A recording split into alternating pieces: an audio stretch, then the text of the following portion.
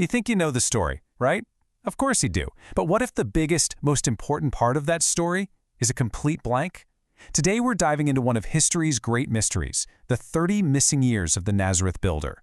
30 years. I mean, just let that sink in for a second. It's not just a number on a screen. It's a huge, gaping hole in one of the most examined lives ever. For 30 years, a whole generation, we have next to nothing. This is the time a boy becomes a man, and for this man, it's pretty much a total mystery. So you have to ask, right?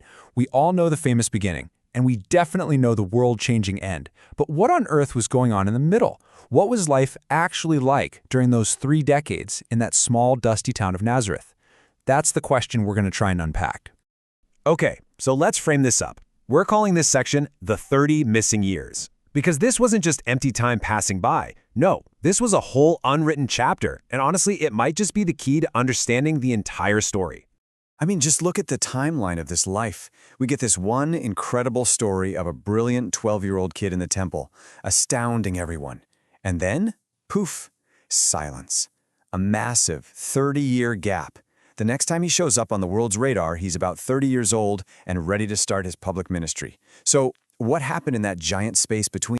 So, where do we even begin to look for clues?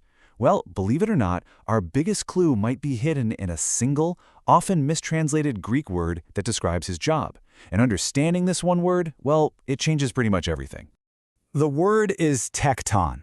Now, for centuries, we've just translated this as carpenter, but that's kind of like calling a modern-day general contractor just a guy who hangs drywall. It's not wrong exactly, but it misses the entire, much bigger picture. Think about it. The common image we have is this solitary woodworker, right? Quietly sanding a piece of wood in a dusty shop. But the reality of a Tecton was way more rugged, way more involved. This was a builder, a craftsman who worked with stone, wood, and metal.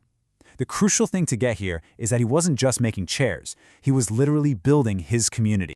Okay, so if he was a builder, what did his day-to-day life actually feel like? This next part explores just that, a life of quiet labor. The source material describes it as happening in the middle of the ordinary chaos of a small-town family. Let's really try to picture that. Just listen to that description. 3 decades in quiet labor and ordinary chaos. This wasn't a life of silent, peaceful meditation. No way.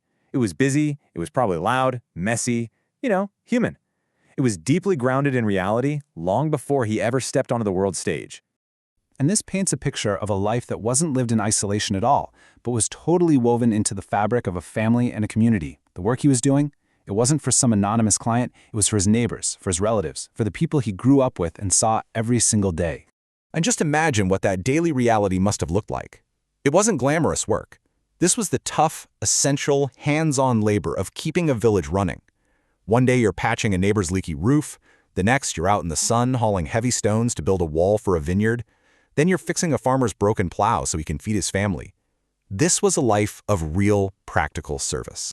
So, we have a much clearer picture of what he was probably doing all those years, but the biggest question is still out there, which brings us to our final section, the meaning of obscurity. Why does any of this matter? Why would he spend 3 decades totally hidden from view? It's really tempting to see this 30-year gap as, well, just a waiting period. Like a long, uneventful pause before the real story was supposed to start. A warm-up act. But was it really just that? What if the complete opposite is true?